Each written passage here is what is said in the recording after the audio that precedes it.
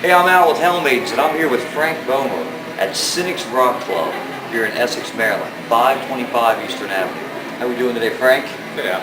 Yeah, good to see you. This is something I've been wanting to do for a while. I've been wanting to get over here and talk with you about this club, man. I mean, this is where the very first Helmet show took place. This is like a little piece of history here for us, man. Seriously. And you've been back several times. Yeah, we have been back several times, and man, you've been a gracious host. Thank you. I have to say that this is truly one of my favorite clubs in Baltimore. Thank you. Now, you got this place going when? What year did Sinix kick in? Sinix kicked in a year ago. Okay. Last weekend in September. So when was your anniversary?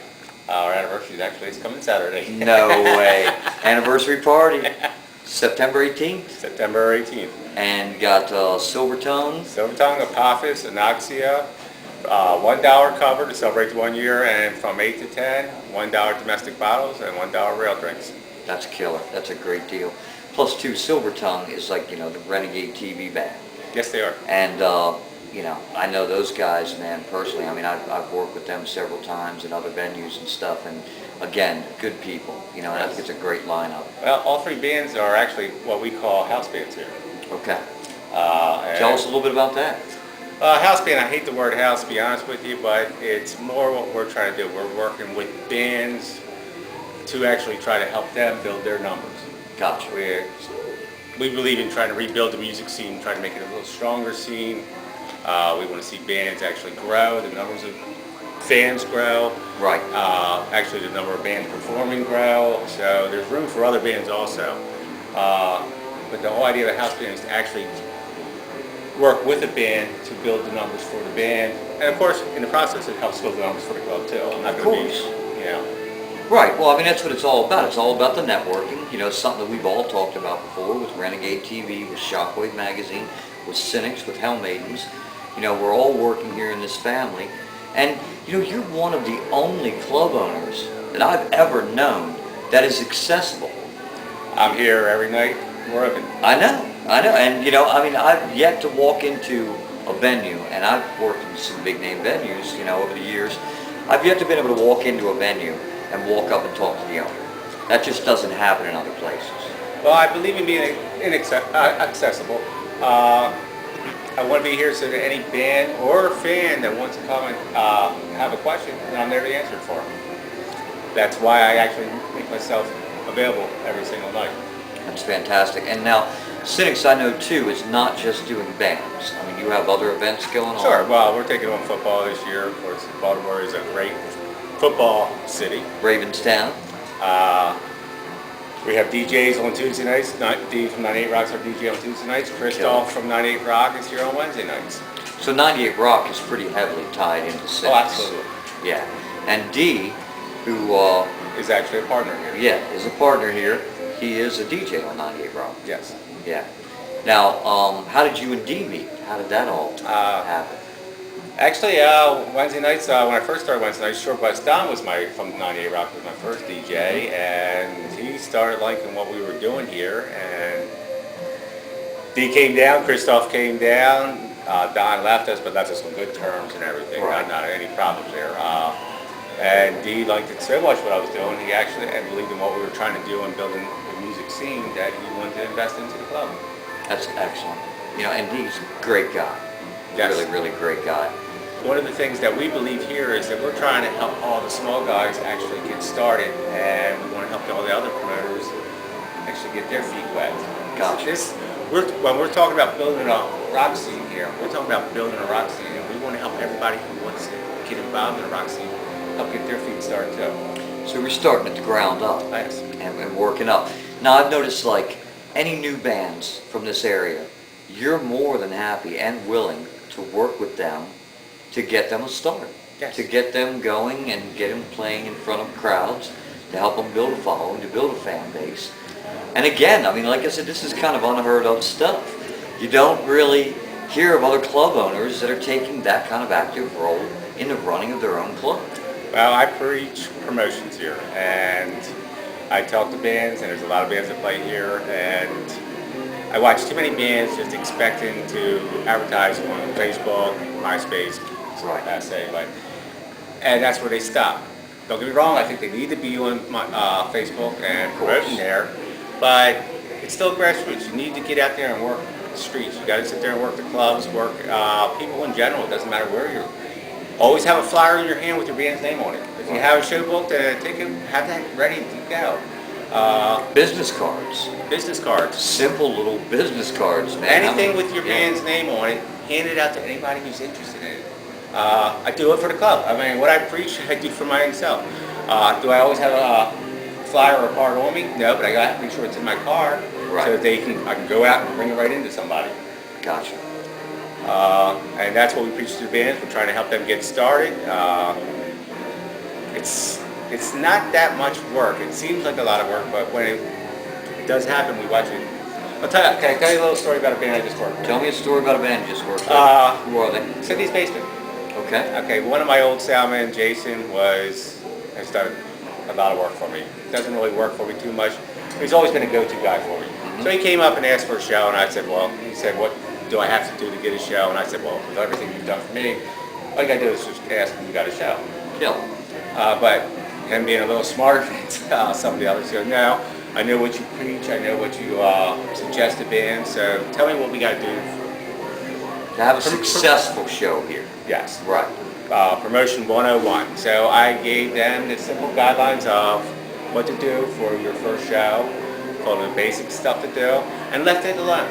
I did not help them. I did not sit there and stay under their, put a fire under their ass, as I say constantly. You can say any fucking thing you want. It's Hell Maidens. God bless, because I love cussing. So they actually started flyering, went to the different clubs that I told them that they should have went to, gave them tickets. We provide a lot of tickets for bands when they want them, as long as they're actually using them. Right. And I watched them do it. You know, I sat there and let them know. They never really came back and asked me any questions. Now they played on Labor Day weekend, which was a beautiful weekend. It was Saturday night.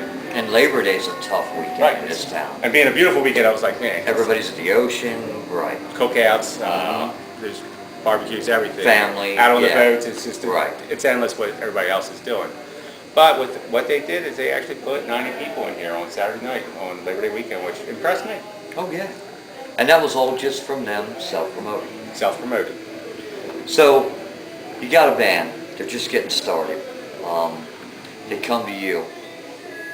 They're looking for some advice. They're looking for some help. What are you going to tell them? The basic, always, first thing I'm going to ask you, what's the name of the band? Let's always tell everybody what the name of your band is. Right. I'm going to tell you, I'm from Sinix. You know, constantly repeat it.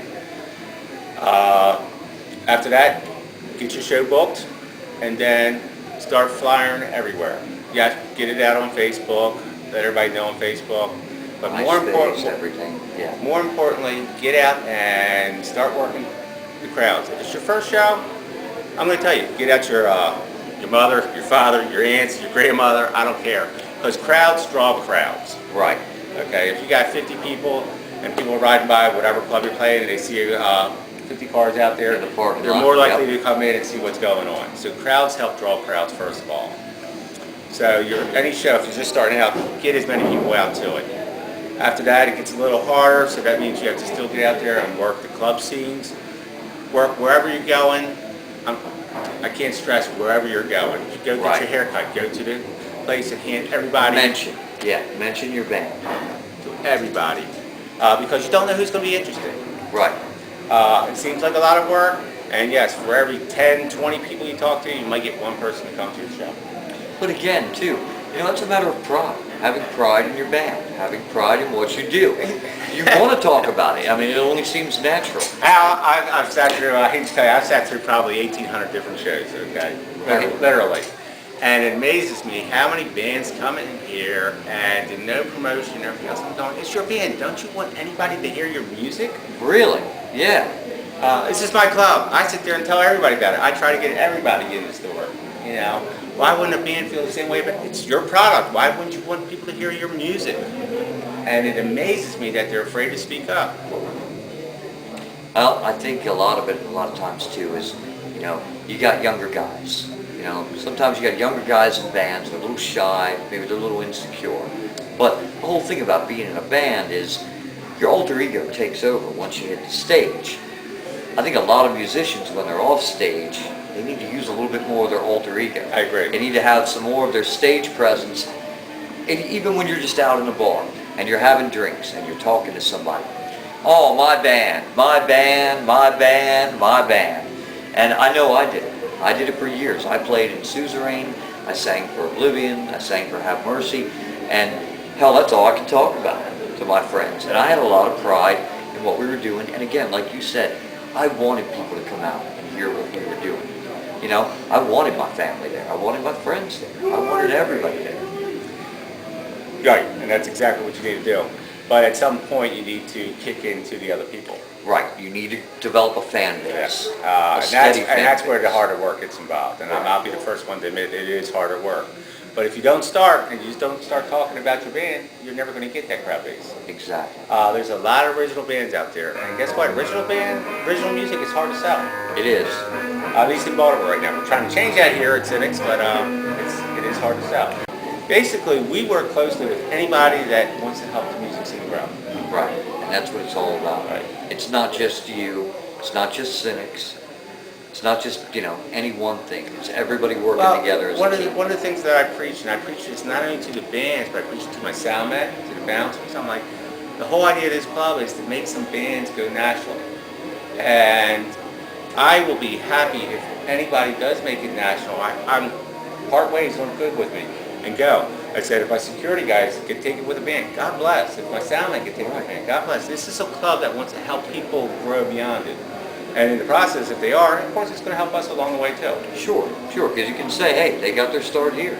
Right. And who knows? If they're generous and they're good guys, and I'm sure most of them would be, they might come back here and play a show. God bless. That would be the shit, wouldn't it? All right, anything else that you want to tell our viewers before we wrap this up? Your audience wants to come and talk to me about the music business, please come see me. I'm here 5 nights a week after 7 o'clock and Sunday all day. Nice. And I'll be glad to talk to any band that wants to talk about the music scene, any promoter, anybody that has any interest in helping the music scene grow. I want to hear what they have to say. Killer. So Frank's got an open door policy. All you got to do is walk in the door. You'll find him over by the bar. Hell, he doesn't even drink, but he'll be hanging out at the bar. You know I don't like music either. Oh, he doesn't like music either, but he'll be hanging out at the bar. Frank, thank you so much. Appreciate your time tonight. Appreciate what you're doing here and with what you're doing, for the local music scene.